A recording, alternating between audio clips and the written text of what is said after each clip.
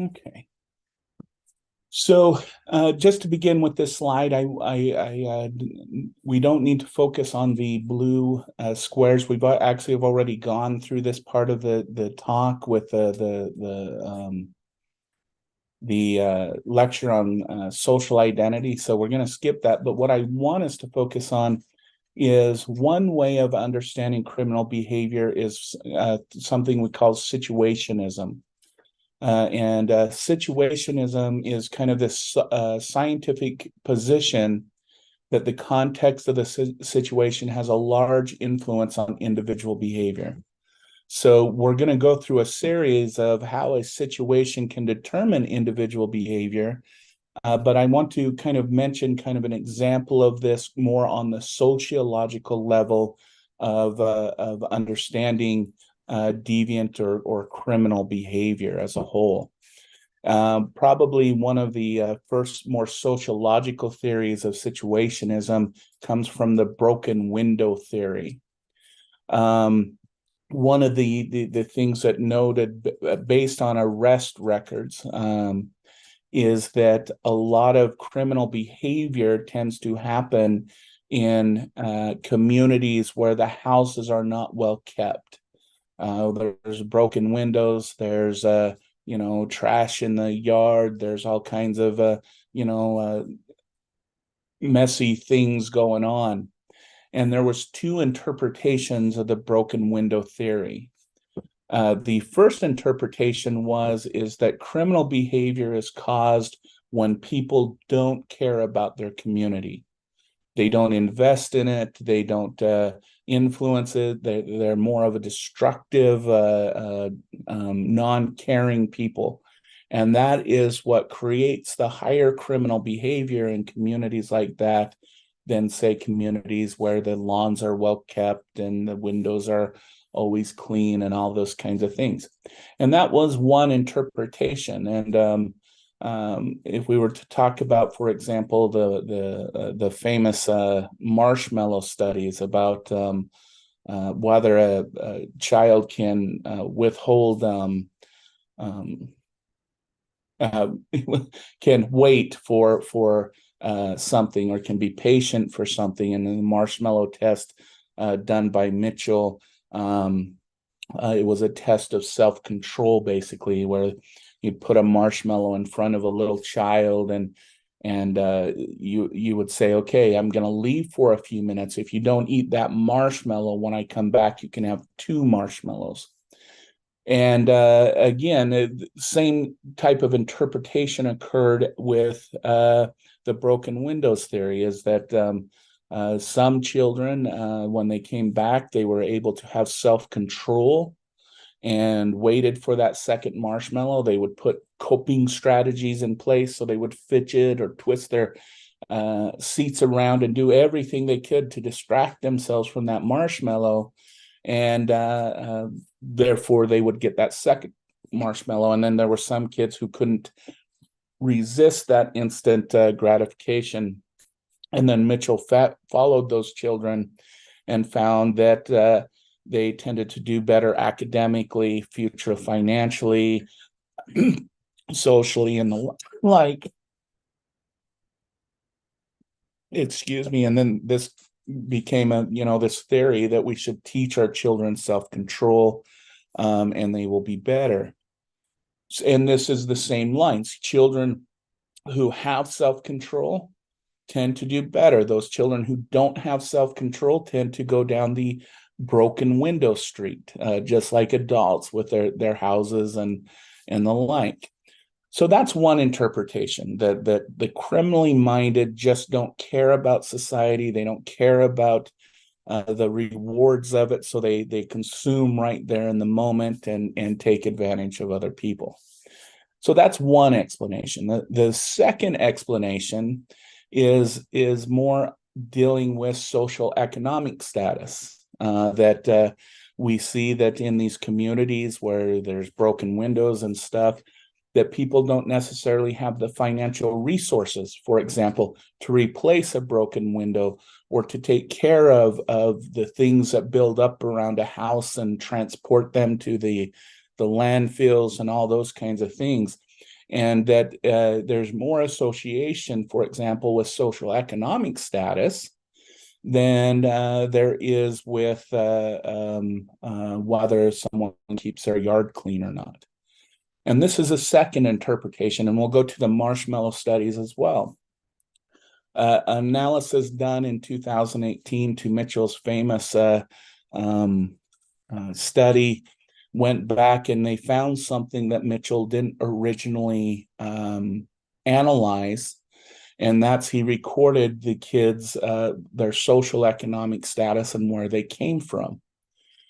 And what he found is it was only the kids in these higher social economic status that were able to resist that temptation in order to receive that second marshmallow. The children in the lower economic status were the ones more likely to eat that marshmallow that was right there. And it's easy to kind of state, if you are minded like this, that you think there's a hierarchy and that people who do well are just a better kind of person than those who don't do well. And that's definitely one interpretation, but probably the one that is more scientifically based, because we observe these things in other contexts, is that if you're in the lower economic statuses, you don't know when your next meal is going to come. You don't know if that marshmallow, if that experimenter is going to come in and he tricked you and he's just going to take that first marshmallow away again.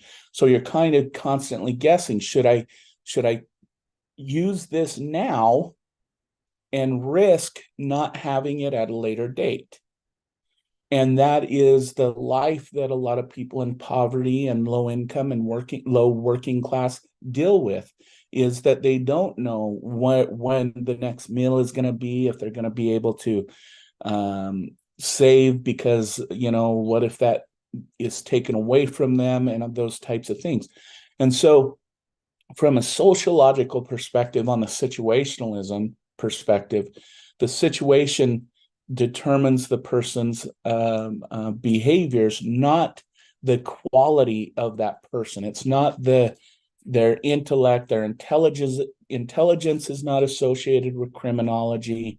People's ability to cognitive reason isn't associated with criminology. So there has to be something about the situation that determines those dynamics. And we can look at kind of three, and we'll look at these three first blocks. I mentioned this before, social identity threat. This is when a person has a threat to their identity. This can lead to criminal behavior, and I'll leave it at that because we've already talked about that. What we're going to talk about today is influence of groups and authority figures, and individuals with perceived power, and how they can influence a person's behavior. And then, of course, the situation, the dynamics within the situation can also determine people's behavior. And that's kind of where we're headed with in our thesis today, that situation has a very powerful effect on people's behavior, whether or not that person has a high morality, whether that person is a churchgoer, whether that person has high income or low income. The situation can determine one's behavior if the demands of that situation are strong enough. So I'm going to start with this proposition. You don't have to answer, but I'm willing to bet that most of you would say no. A few of you, if you're sadistic, would probably say yes. I don't know. But I would ask the question, would you shock a cute, cuddly puppy dog with 400 volts of electricity after you spent some time cuddling the puppy dog? You got to know the dog. Would you stick him in a box and hit the switch of 450 volts? I would be willing that most people wouldn't, especially after bonding with that little pet. But this is where our thesis is going to go today. And so let's take a look at the propensity of good people who do end up in situations where they make bad decisions. So first, let's just define what we're talking about here. We're talking about social influence, and I'll just kind of read this for you. It's a myriad of ways people impact one another, including things like change in attitudes, beliefs, feelings, and behaviors. And it's a result from a comment or an action, or even the mere presence of another person. And that's where we're going to go with today. So I want to talk about 3 types of influence today. The first one being conformity. And this is a change in one's behaviors or beliefs in response to an explicit or implicit pleasure, whether it's real or imagined from others. So conformity is just saying, yes, I will conform to a group or a situation. Compliance is a response favorable to an explicit request from another person. So conformity is a pressure into doing something. Compliance is a person orders you to do something and you do it. And then there's obedience. Now, in compliance, there is no power dynamic. In obedience, there's an unequal power relationship. And this is submitting to the demands of a more powerful person. And so compliance is just, you're in the grocery store and someone requests you to move your cart aside so they could get by you. So you do that. Obedience is when you see those red and blue lights behind your car, you pull over because that person is requesting that of that, or your boss tells you to do something at work and you comply to that behavior. So I want to start with a couple studies, and these are quite famous studies. Many of you may have heard of them before.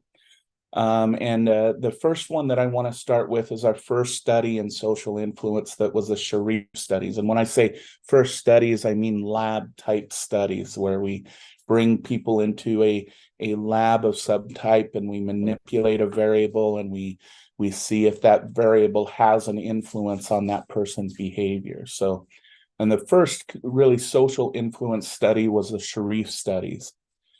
And so in this study, participants were put in a dark room and asked to estimate how far a light moved. Now, if you stand still in a dark room and there's a beam of light that is fixed on the wall, and you sit there and you start looking at it, and the light doesn't actually move, but what happens is what's called an autokinetic effect. Is that light, even though it's fixed, it will start moving back and forth. Okay. Now, how much it moves is really subjective to the person. Some people will see it move a half an inch. Some of us will see it move 3 inches, 6 inches, 8 inches. It's really a very subjective perspective. Okay. And this is what we found: when participants were in the room alone, they gave very different estimates than other people that also were in the room alone. Some, like I said, some said a half an inch, some said 8, and it ranged somewhere in between.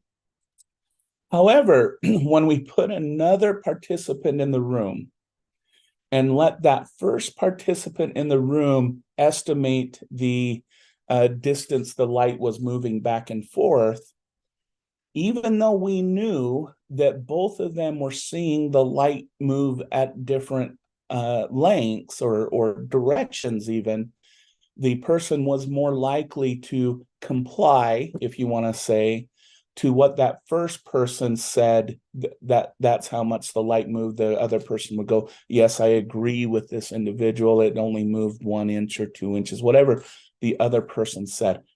And this is something Sharif called informational social influence. This is influence stemming from the need to inform the situation in a correct action or judgment, when that judgment could be uncertain. Because remember, there wasn't any measuring stick that you could say, oh, it moved a half an inch for me. You were making an estimate, okay? And in this situation, in this ambiguous situation, and I need to say this, in this ambiguous situation, people would conform or be influenced by another person's perception instead of kind of in this direction, trusting their own. Now, Sharif's study was done with an ambiguous situation and something that there's a lot of, did I see it 2 inches or did I see it 4? I'm not sure. And so I use the person next to me to help me determine maybe what I saw. Okay.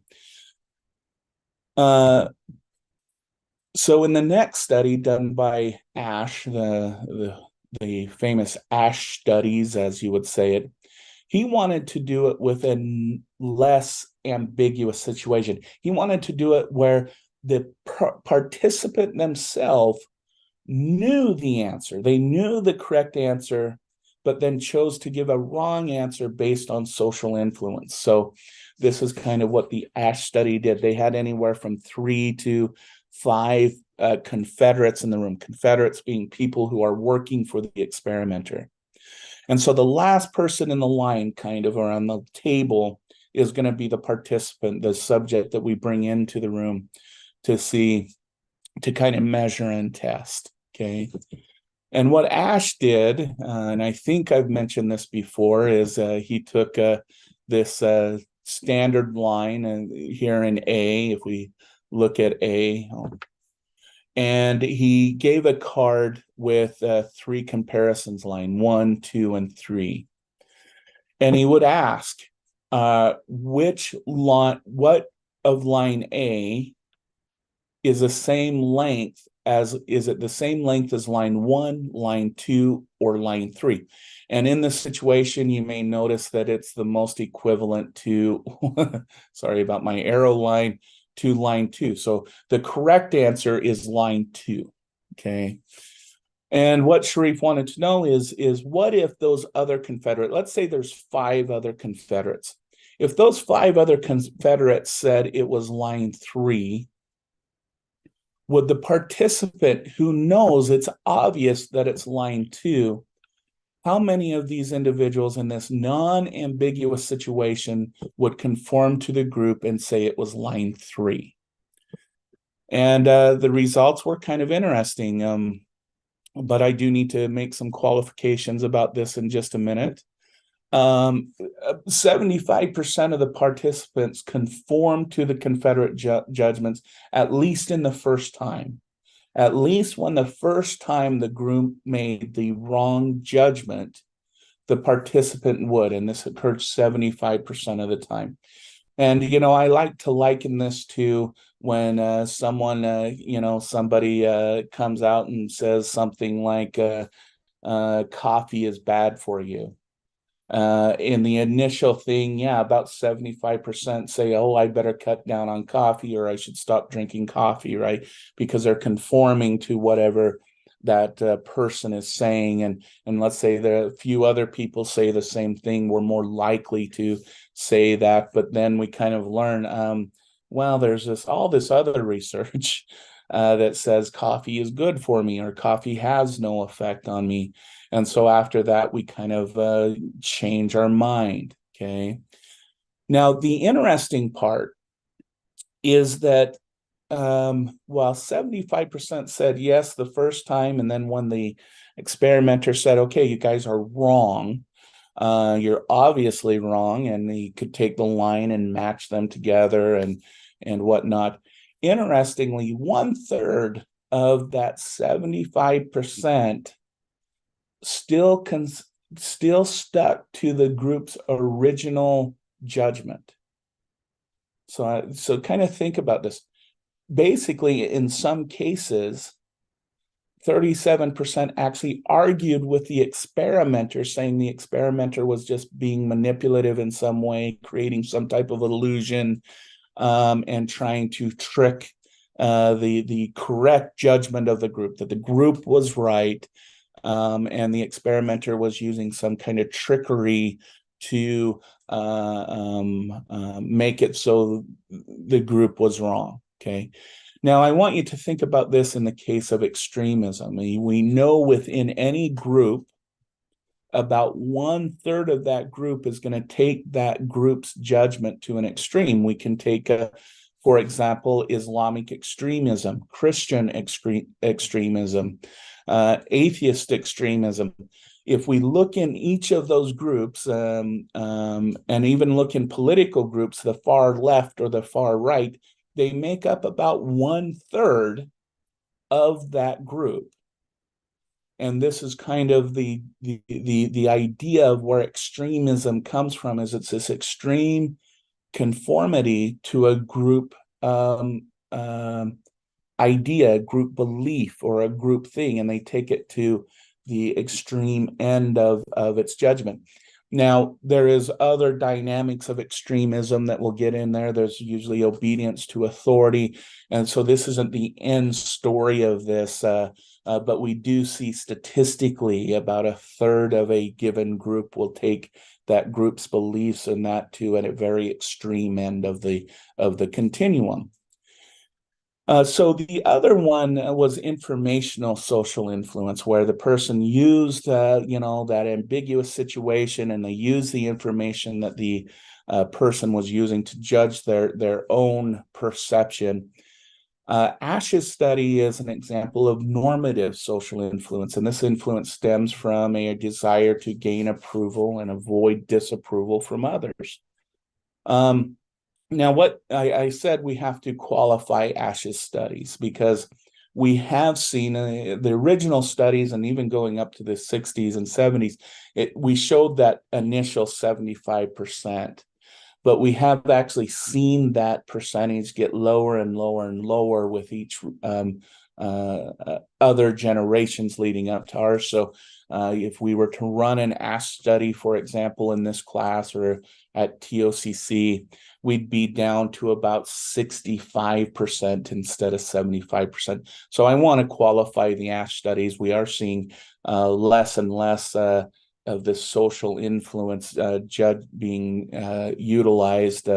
I think most generations today would listen to those 5 people and then probably Google it or TikTok it and see if what other judgments were, because it doesn't sound like those 5 people kind of got it right. So we use other information to determine an outcome compared to days previous or decades previous to ours.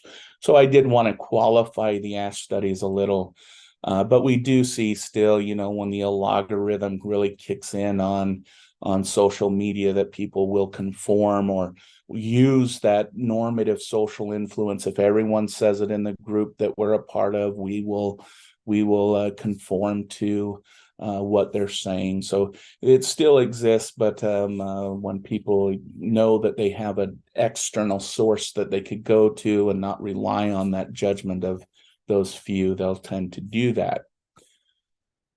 So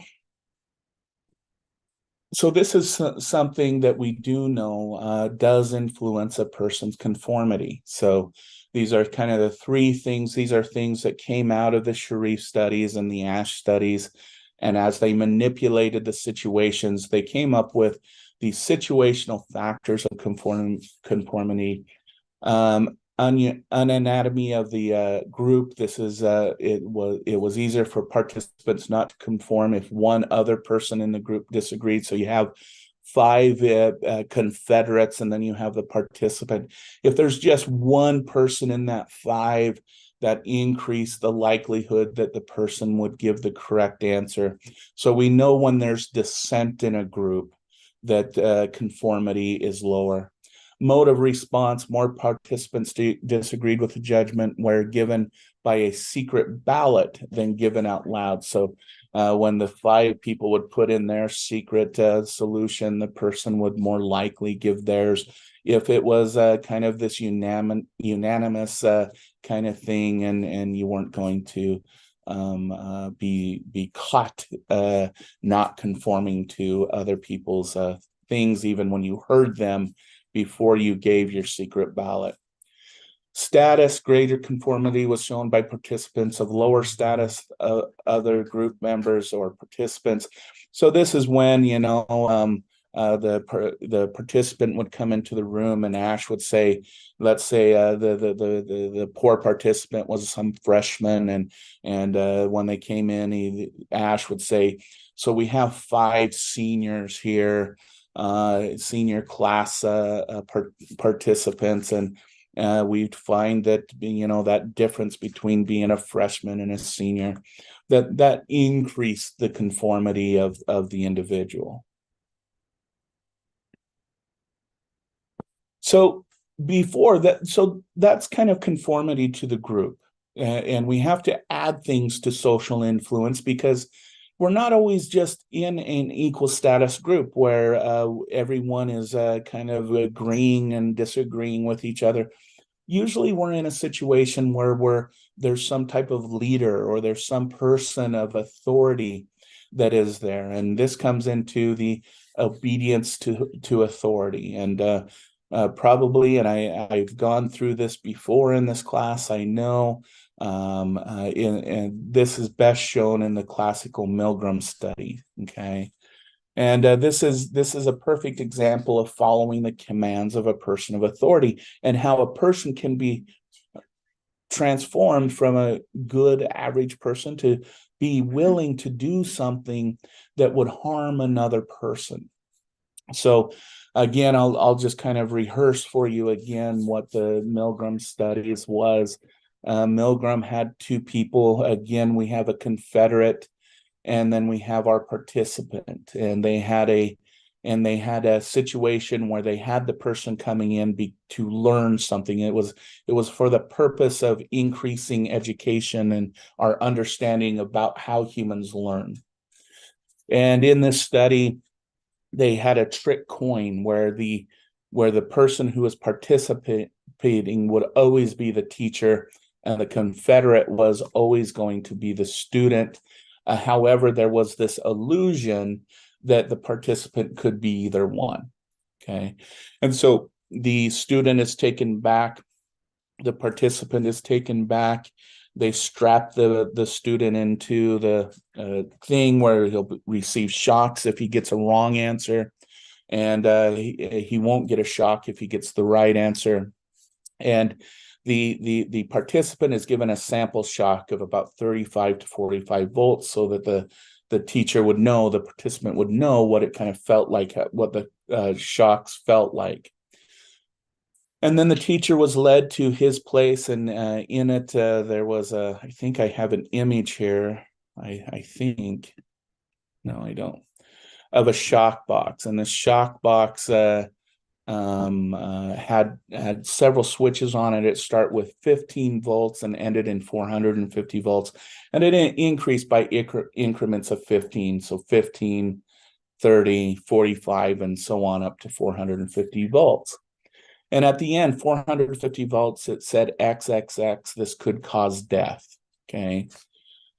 And so they go along and they do these word analogy or these word matching activities. And every time the participant would, the student would get a wrong answer, the teacher, the participant would switch a switch on the switch box. And it would steadily go up. And as it goes up, the person would say, I have a heart condition. This hurts. I'm in pain. Please stop. Please stop. And at several points, the participant would look to the experimenter and say, hey, can we stop? This guy's in pain.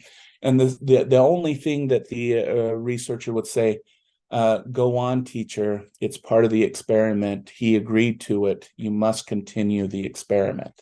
Okay. And the question is just based on that, how many people would go clear up to 450 volts? And the basic answer is 65% would obey all the way up to 450 volts. And I always get this in the class, well, what about today? How many people would we do? There's been partial replications and replications dealing with other species instead of humans. And we find that still 65% of people will obey. There's been many, many challenges to the the Milgram studies, and none of them actually pan out in the end. The last challenge was 2010. And they said it was because the people who participated in the Milgram study already had an authoritarian perspective. But then we went and reanalyzed that, and that didn't even explain why those individuals would do that. But let's delve into this a little bit deeper, because there's a bigger story. He did over 16 studies of this, and as you can see, 15 volts. I should note that the increments is important. The increments is important because we found that if you just tell people initially, you're going to shock them right away with 450 volts, no one would do it. You got a 0% compliance.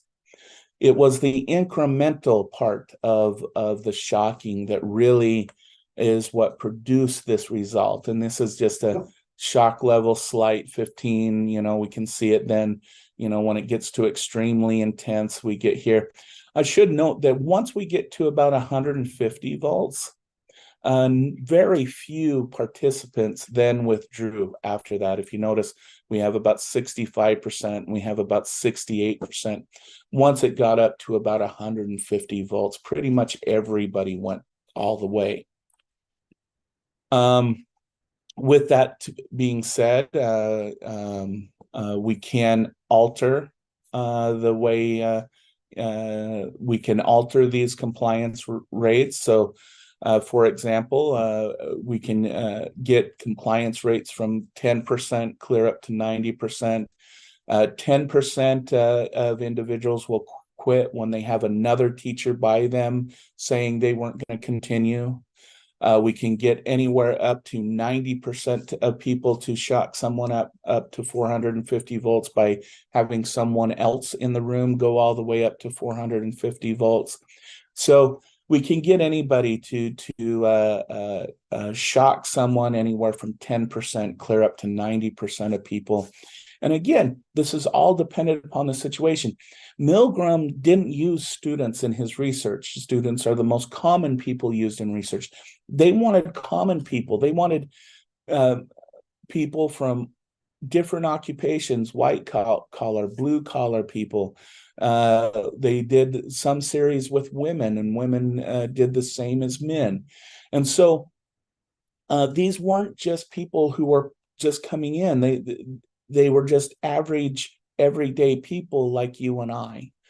And so that is kind of the other part of the Milgram study that kind of brings us home, that we're all susceptible to the potential of following what an authority figure states. And these are the lessons. So getting compliance from people, and these probably sound very familiar if you've ever been influenced by a cult type group. This is very familiar to anyone who has studied, for example, the Holocaust, or where mass individuals commit suicide and those kinds of things at the command of one person. The things that we learn from the Milgram studies is that if there's a contractual obligation, you came in here, you said you would participate, we gave you a little bit of money maybe, or a reward of some type, that tends to influence a person's compliance. Giving someone a meaningful role, as mentioned, this was a opportunity to help scientists understand learning, and you are the teacher in this situation. Rules make sense, but are ambiguous enough to be arbitrary. So the rule in this case was the student gave the wrong answer, you give a shock on the shock box, okay? But that was it. There was no statement saying these are the clear things, that there's a way out of giving that individual a shock, okay? And so it's ambiguous or arbitrary at that moment. The use of semantics. So nowhere in the introduction to this study, they said that the shocks were hurting the person. No, you're teaching the person, not hurting the person. Go on, teacher. we must go on with the experiment. They never said that they never said anything that the teacher was creating harm in any way. Diffusion of responsibilities at certain points. Participants would go to the experimenter and say, who's going to be responsible? I feel responsible for this. And the experimenter would say, I'll take responsibility for this. I will be the one that will be in trouble or whatever. Okay. And then I mentioned this before, and we can put 6 and 7 together. Gradual progression and small incremental acts. And I mentioned this with when I talked about dating violence. No one gets into a relationship if the person right up front says, I'm going to hit you, I'm going to yell at you, I'm going to belittle you. No, that starts at small increments. And it can be in small increments that last a week, or it can be in small increments that last years. But eventually, over the small, starting with the small insults leading to the isolation and all those things, leads to the ultimate 450 volts. But so small progression, gradual progression into that, and then small incremental acts have to exist. There has to be an exit cost that is high and difficult to get out of. And then again, and then this probably is, we can make this analogy to the Nazi regime in World War II, offering an ideology or a big idea to just justify the continued participation, putting the German people in their rightful place in the world, that we could lead the world better and make it better than it is. That big idea. But in that same vein, that means that we have to get rid of these others, that we have to destroy these things. But if we stick to that big idea that we're making the world a better place by our being here, that can create the condition in which people will comply or be obedient to an authority figure. So what about the puppy dog? So this is an analogy to Milgram's study, but I believe it is Sheridan and King, and I don't want to do that slide yet. It was done by Sheridan and King in the 1980s. It's been replicated partially. Well, this is one way they replicate the Milgram studies, but Sheridan and King did it a little different. What Sheridan and King did is they introduced a relationship with the authority figure. So in Milgram's study, the authority figure was some stranger. The alteration that Sheridan and King did is the authority figure was a class's teacher, and they did the experiment at the end of the semester where there was a relationship built between the authority figure, aka the teacher, and the students who are going to be kind of our participant. So we're introducing a known relationship, and hopefully in these situations, it was a respectful relationship. And they did kind of the same thing. They introduced a puppy who was going to learn, and the idea is these students were supposed to teach these puppies a couple tricks. When the puppies didn't do the trick right, you shock them on a shock box. And again, it went up to extreme levels of shock. But the thing is that they made it so these little puppy dogs would never learn actually the tricks of the trade, as you would say, or the tricks that were being taught to them. And I will say, no, there's debate on this. A lot of Sheridan and King state that dogs were never shocked. The shock thing was set at different volts that would do different sounds, which would create a reaction in the puppy dog. Others say there was actually a shock. I can't say either way, but this is the situation that was set up with this thing.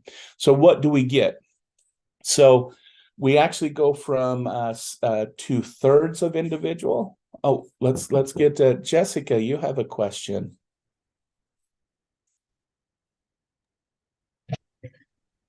I do. Can you hear me okay? Yes. Okay. Listening to everything that you're saying, my mind is thinking, what kind of person would shock a dog, much less shock another person, and not feel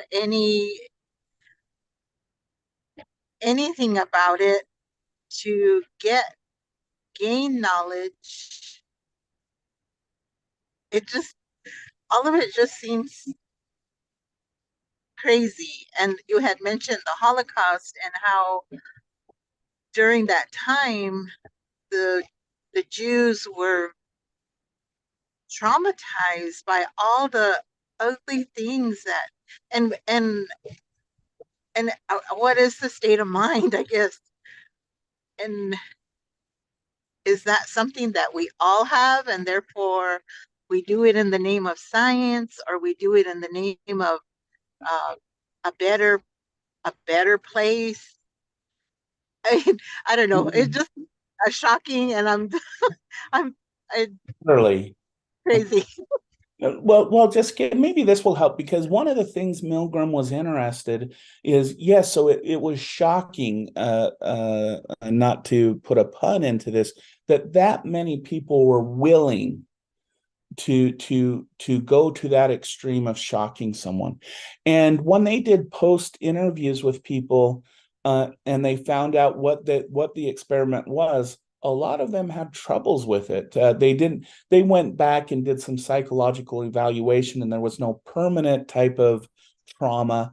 But when in that initial interview, most of them were surprised. They said they learned something about themselves from this experiment, and that they needed to be more conscious, I guess, of when someone is telling them to do something, that maybe they should question that. Okay, so those are the participants. But Milgram was really what about those 1/3? What made that 1/3 of people who didn't participate in that? What made it? What was different from them than the majority of individuals? And a lot of it came from personal experience. So, for example, a lot of the individuals who did not shock the person did something that with electronics or electricity. All of the electricians, I can't remember how many that were in that experiment, did not go to 450 volts because they knew what that felt like. And so when we look at those who did not comply, we can take into the factor that personal experience does play a role, and personal experience plays a role in when individuals will enter into that act or not. Okay. And that's an important factor to keep in mind, that personal experience does matter. We're just not blindly obeying. If we have some type of investment in that, then we do. Now, what's probably going to surprise everybody is when we have a relationship with an authority figure. Okay. And this is what the puppy dog experiment was about. So we had, as just to recap, we had people bond with a puppy, they'd pet him and do all that stuff. But then we had this known authority figure that built a relationship with these students over a semester. And the question is how many would comply? Okay. Now they did this in college classes, and they did a couple in some high school classes, and there was no difference between high school and college students. But this was a result of that 75%. So we go from 2/3 to 3 and 4. So from 1 and 3 to 3 and 4. Okay.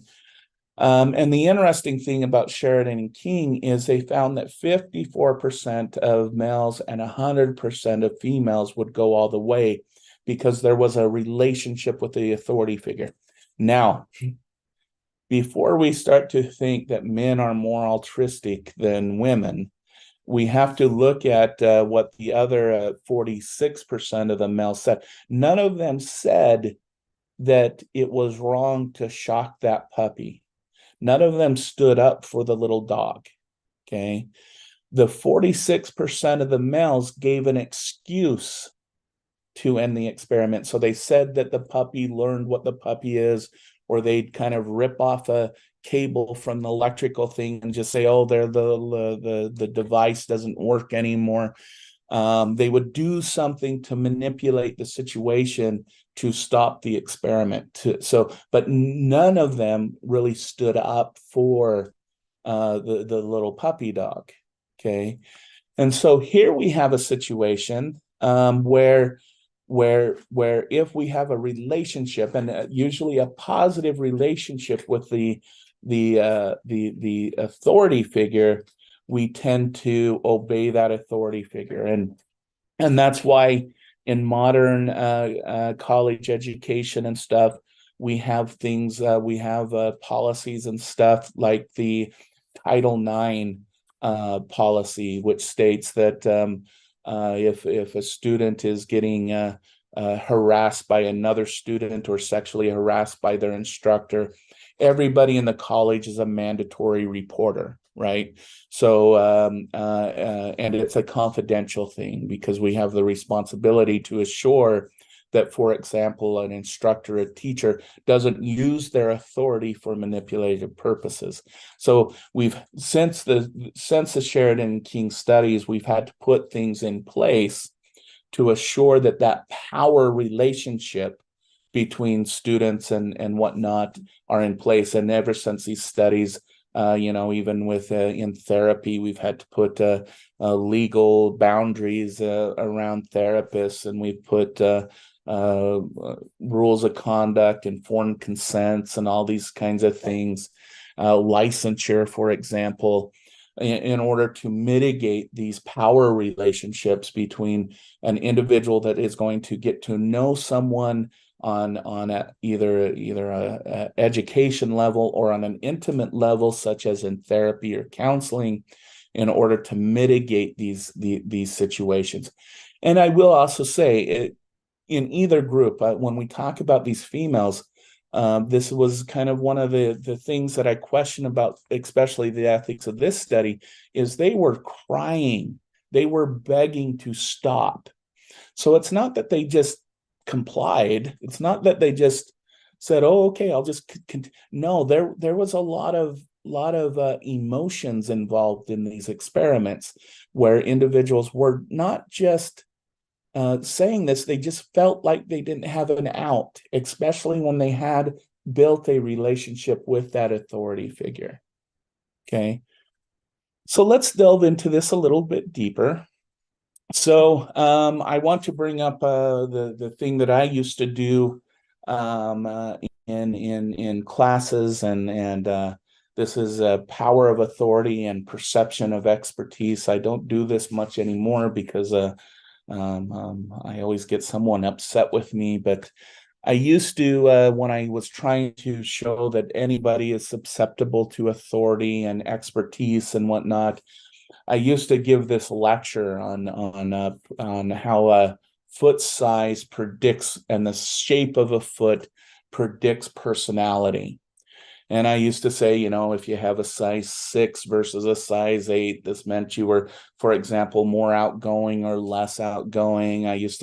The length of your toes meant this. And, if you were a wide width foot, this meant that you were open to experience. If you had a thin foot, it meant you were closed to an experience. And then I would give later on in the week or the next week, I would give a quiz. And I often ask, so what do you think the validity of the foot to personality theory is?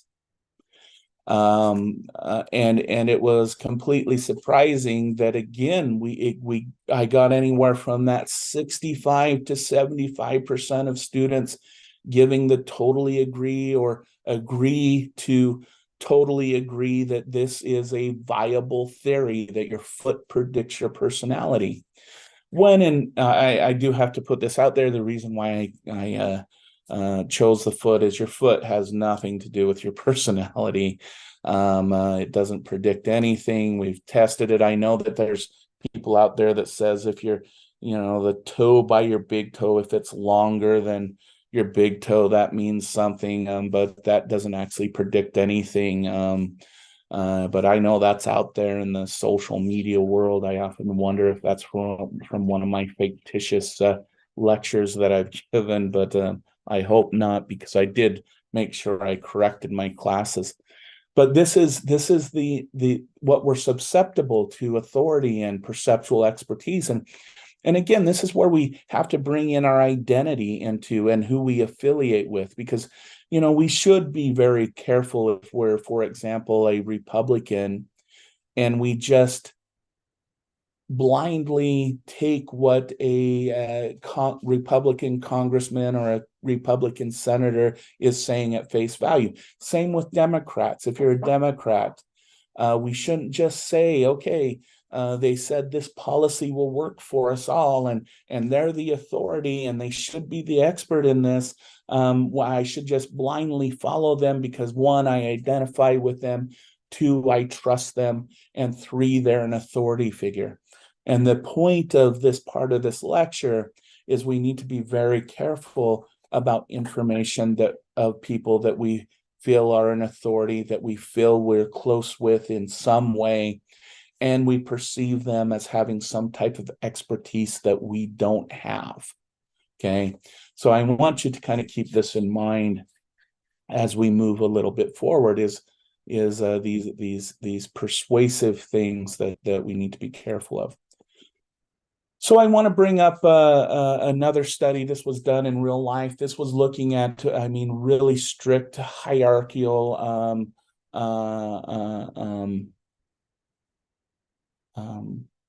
authority figure to underlings or subordinate relationship. And this dealt with nurses. And the reason why nurses were chosen is, if you've ever known anyone who has gone through nursing school, it is a pretty intense program. And they learn how to read dosages, what proper dosages there should be, and whatnot. But in this research, what they did is there was a fictitious doctor. And I should say, in a medical situation, in order to administer a drug, you should have a doctor's signature somewhere, or an authorization directly from the doctor. Drugs should not be administered without the doctor's signature and whatnot. But so here's the situation. A fictitious doctor would call someone who is not on the ER roster and would say, I have a patient in room 1. The patient was a Confederate and whatnot. And there's a patient in room 1, and I want you to go give them a dosage of this certain medication. And the dosage, so let's say, it said anything above 2 milliliters could cause death. It could be a lethal dose. And let's say the doctor said, I want you to go in and give that patient a dosage of 6 milliliters. Okay. And so the nurse goes and we put an extra big label on the bottle that said, more than 2 milliliters. The student was taught that about this medication back in nursing school and whatnot. And it was actually filled with sugar water, just in case we couldn't catch the nurse before they went and administered it to the poor Confederate in room 1. But we wanted to know how many nurses would do that from a doctor who wasn't on that, by a phone order, and clearly a lethal dose. And we found that actually 22 out of the 23 nurses went and tried to administer that lethal dose based on just the doctor's order that was verbal. It wasn't written. There was no signature. And it was clearly labeled on there that it was a lethal dose. Yet when we surveyed nurses, would you do something like this? A very small percentage said, yes, I would never do that. I know dosages, I know that.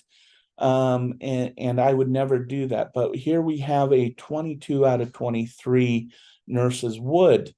And I think we should give a medal of honor to that one nurse that did not, who went against the authority of the doctor and said, no, I'm not going to do this. I think we need to find that nurse and give her a medal.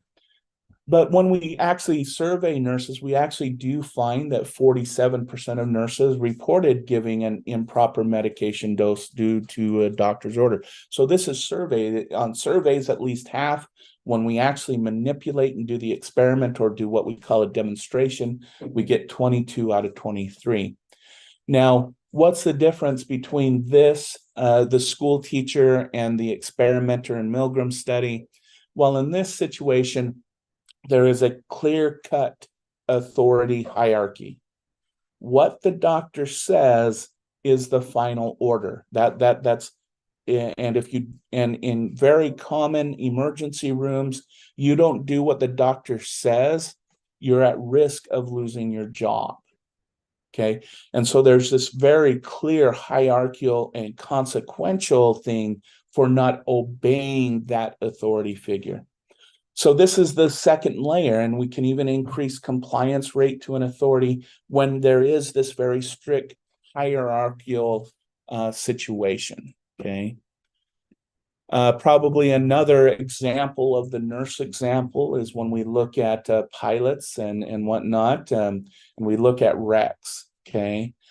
And again, the question is here, again, we have this hierarchical system. You have the captain, you have the co-captain, and then you have other officers. Well, first officer is usually your co-captain, and then sometimes you have a second or third officer monitoring different aspects of the situation. And we've investigated 27 airplane accidents. Okay, and I want you to think about this. In 81% of that 27% of airplane accident, the root cause was due to the first officer did not give properly monitor or challenge the captain's decision. So here we have a situation where where not only one person's life was at risk, potentially hundreds of people's lives was at risk. And because of the captain's orders, and those are what stick, even when the first officer said that we shouldn't do this, or they didn't challenge the captain on the decision. They didn't say, no, this is what the instruments are telling us. This is what this is telling us.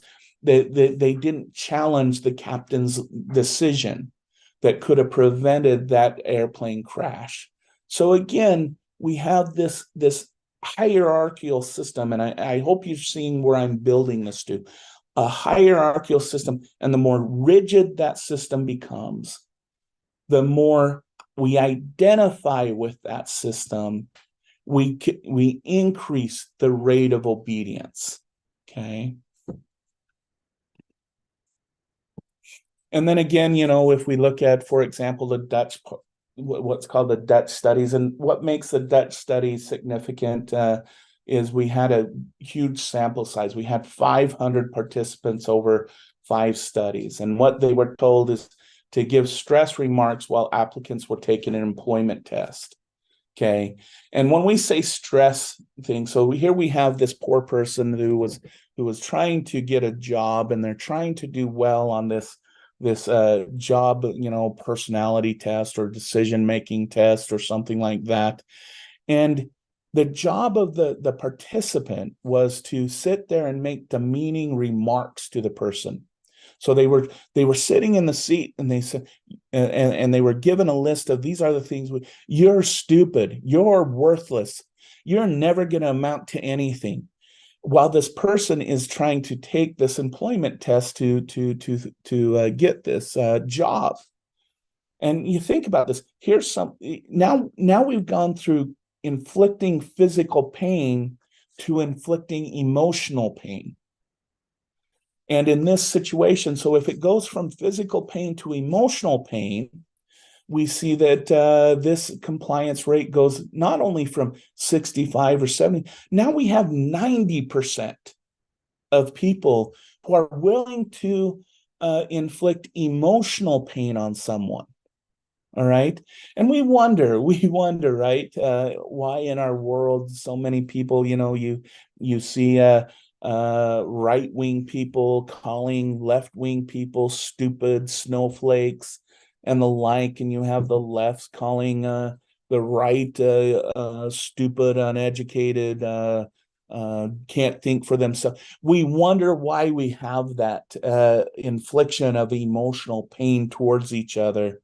And again, it comes down to this: while we have this ideology, we have these authority figures in place, we have this situation. So even though we may know better, when we learn that someone we look up to is, let's say, you're liberal and they're conservative, and we find out they're conservative, and we start to belittle them or think less of them, even though they might be our own colleague or our own individual. So this again just brings to light the power of the situation and the power of what can happen.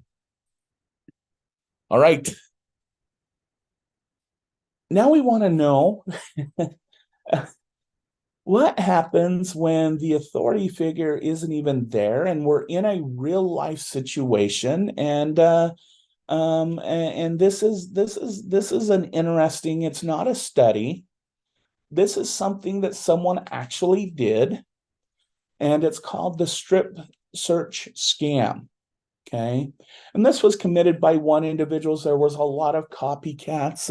We don't actually know how many times this has been done before, but he attempted this in 68 different situations in 32 different states. And for most of the part, he was very successful in getting these people to do this. What we're going to use is fast food joints, fast food restaurants. Okay. And in these fast food restaurants, the perpetrator is going to identify some young female, usually one of the newer employees, and they're going to identify that. And let's call this younger employee, let's call her Shelly. Okay.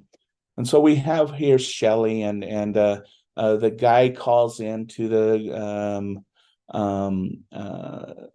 fast food joint, says, "Can I talk to the manager or assistant manager?" And the manager or assistant, whether it was male or female, they come on the line, and the person on the other line would introduce themselves as law enforcement, but don't call me officer, call me sir. And he would say, "Do you have a person by the name of he would start with, we've been having a chain of thefts at our the fast food joint. Let's call the fast food joint Eddie's, and we've been investigating all of these, and we've identified a person at your fast food joint that we think is the thief, and her name is Shelly. Do you have a Shelly working at your Eddie's?" And let's go with an assistant manager. The assistant manager would say, yes, she's actually on shift right now. And the person would say, I'm about 45, 50 minutes out. Can you do me a favor? Can you bring Shelly to the back room? And the assistant manager is trying to be helpful with this investigation, and the officers, with the officer, and called sir. Yes, I will. And so he goes and gets Shelly, and he says, "Can you put Shelly and you on the line?" And he says, "Shelly, we think that you're stealing from the organization, and we think that you're stealing." And they will, "Are you?" And of course, Shelly, "No, I haven't done anything." And the guy on the other line would say, "Would you mind being patted down by the assistant manager?" And of course, in the innocence of the individual, she says, "Yes, go ahead. I want to prove my innocence." So, the assistant manager would go pat down Shelly, and of course not find anything. And the guy on the other line says, "You know what? We're sure it is you. We're sure that it is you. Would you mind taking off your shirt?" Now again, young Shelley, I just want to get out of this, and yeah, okay, okay. Now I want to take you through the progression, so this isn't an extended um uh um um extended story, but the next thing was the bra, the next thing was the belt, the next thing was the shoes, the next thing was the pants, the next thing was the socks, the next things was the panties. And at the end, now I want you to think about this with a Milgram's analogy: small shocks at each end of the spectrum. Okay, small shocks. Starts with the pat down, starts with maybe taking the belt off, the shoes off, the socks off, the shirt off. And in many of these cases, it actually ended in a sexual assault. Basically, the person would say, I want you to do this to her, and I want you to keep it on speaker and let me listen, and those kinds of things. And this person was successful in 32 out of the 68. 60, no, in 68 situations. He wasn't successful. I'm sorry.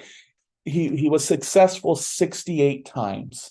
Now he attempted 100, but he was successful in 68 times in 32 different states.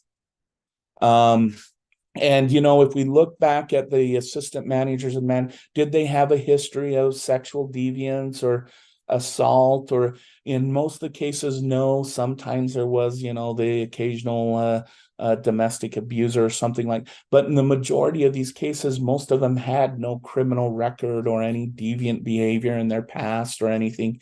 They did after this, because what ended up is they did find the guy, they did put him on trial, but because he was not there, and he never gave his identifying information. He said, call me sir. He didn't even really misrepresent himself when he said, this is law enforcement. He didn't say he was law enforcement. He said, this is law enforcement. And in the defense, he said, well, he meant this is law enforcement because it's law enforcement that investigates these kinds of things, blah, blah, blah. He was never actually convicted. The assistant managers and managers, a lot of them ended up with sexual assault charges and the like. So what is unique about this situation? And here we have again a real authority figure, what would be been perceived as law enforcement telling us to do certain things. And I'm sure many of us in the room, if that officer pulls us over and says shut off our car, I'm sure we shut off our car. There's this idea that we should obey law enforcement. But what's unique about the fast food situation is when you work in fast food, it's a very mechanistic system. People aren't paid to kind of give their own ideas about how you should build a Big Mac, or how many pepperonis you should put on it. It's all predetermined for you, and your job is just to be part of that system and do that mechanistic type of work. And so here you have the perfect setting where people just do as they're told in order to do the job. You don't alter the recipes. You don't give your own uniqueness in most fast food situations. And then you introduce this authority figure that is socially granted their authority, and you set the situation up for disaster, basically. And you gang, I hate to leave this as a cliffhanger. I didn't realize what time we were at. Let me see what we have going next. Okay. I'm gonna have to. I gotta end here because I want to respect your time. We're past 6, so I'm gonna stop here, and I'm just gonna ask really quick. Hold on, let me stop sharing, stop recording, and I apologize.